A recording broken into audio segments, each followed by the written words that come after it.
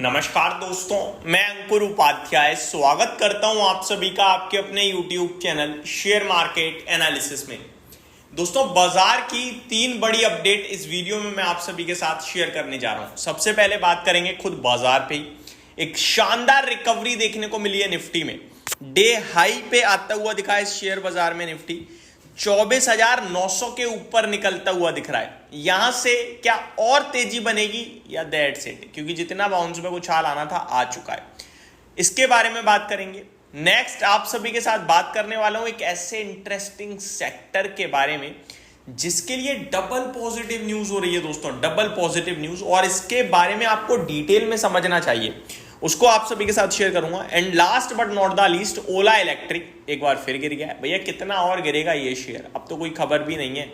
तो चलिए शुरू करते हैं बाजार के साथ। मार्केट में 24,916 का लेवल देखने को मिल रहा है। बैंक निफ्टी सेंसेक्स तीनों हरे निशान में है, लेकिन स्मॉल कैप और मिड कैप स्टिल नेगेटिव है, आधा से लेकर 1% तक। Small cap more than 1% down है, मिड कैप इंडेक्स में आधे % के करीब की गिरावट है। अब ऐसे में क्या करें? क्या तेजी आ रही है? नहीं जी, बिल्कुल नहीं आ रही है तेजी। आपको डर कर ही रहना है, इन्वेस्टर्स को पैसा नहीं लगाना है। ये मैं कम से कम 1 महीने से कंटिन्यू कर रहा हूं। 14 दिन निफ्टी ने लाइफाई लगाया हर दिन कंटिन्यूअसली, लेकिन आपसे कहा पैसा मत लगाओ, और आपका पैसा बचा क्योंकि पोर्टफोलियो तो हर दिन टूटी। फिर मार्केट में करेक्शन आई, तब भी आपसे वही कहा और आज भी वही कह रहा हूं। अब काफी लोग तो ये कहते हैं कि भाई आप नेगेटिव हो। भाई मैं नेगेटिव नहीं हूं, नेगेटिव बाजार को आपके साथ सही से शेयर कर रहा हूं। मैं पॉजिटिव हो जाऊं और मैं आपसे 1 महीने कह रहा होता कि भैया पैसा लगाओ, और ये कहता झूठ बोल के कि 14 दिन से निफ्टी लाइफ हाई लगा रहा है। आप लोग मुझे कहते हैं भाई लाइफ हाई तो निफ्टी लगा रहा है, पैसा तो बन ही नहीं रहा, राइट? तो सही चीज जो है वही तो मैं आपके साथ शेयर करूंगा। अब लोग अपनी पोजीशन में फंसे हुए हैं और हमसे चाहते हैं कि हम बोले पॉजिटिव है मार्केट। अरे है ही नहीं तो कैसे बोल दें भैया? तो फंसे आप भी नहीं हो, आप अपने आप को समझो मार्केट है यार, कंसोलिडेशन होती है, गिरावट होती है, बैठे रहूंगा पैसा बन जाएगा। लेकिन ये कहां की भलाई है, सच्चाई है कि भैया जो पैसा है वो भी लगा दो? ऐसा थोड़ी है, अभी वेट करना चाहिए हमें, ठीक है? क्योंकि मार्केट अभी किसी भी लिहाज से ठीक नहीं दिख रहा है। जो आज हो रहा है इसका अपोजिट जिस दिन होगा ना, उस दिन से हम सोचेंगे कि शायद हो गया क्लियर सब कुछ, कि इंडेक्स तो थोड़ा बहुत नीचे है लेकिन स्टॉक स्पेसिफिक एक्शन बढ़िया है, पॉजिटिव है। अभी तो इंडेक्स में उछाल आ जाता है लेकिन स्टॉक्स नेगेटिव ही रहते हैं। तो अभी वैसी सिचुएशन है जो कि खराब है, और मेरे को लगता है ये 24,900 के ऊपर नहीं टिकेगा ज्यादा। 24,900, 950, ज्यादा से ज्यादा 975 वापस गिर जाएगा। ये उछाल है केवल और केवल, निकलने का मौका है। मैंने मॉर्निंग की पहली वीडियो में भी कहा था कि वहां पे कहीं ना कहीं आपको सावधानी और ज्यादा बरतनी है। कुछ पॉजिटिव नहीं है मार्केट के लिए। हाँ, डाउ फ्यूचर जरूर पॉजिटिव दिख रहे हैं, बट क्या करें, अभी खुले थोड़ी है, जब खुलेंगे तब देखना ना। और उससे भी बड़ी बात ये, फ्राइडे को बुरी तरीके से टूटे थे, उसका कौन हिसाब करेगा?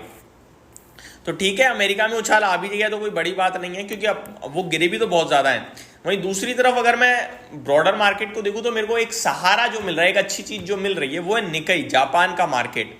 सुबह 2% नीचे था अपने खराब डेटा के बाद, इनफैक्ट 3% नीचे था।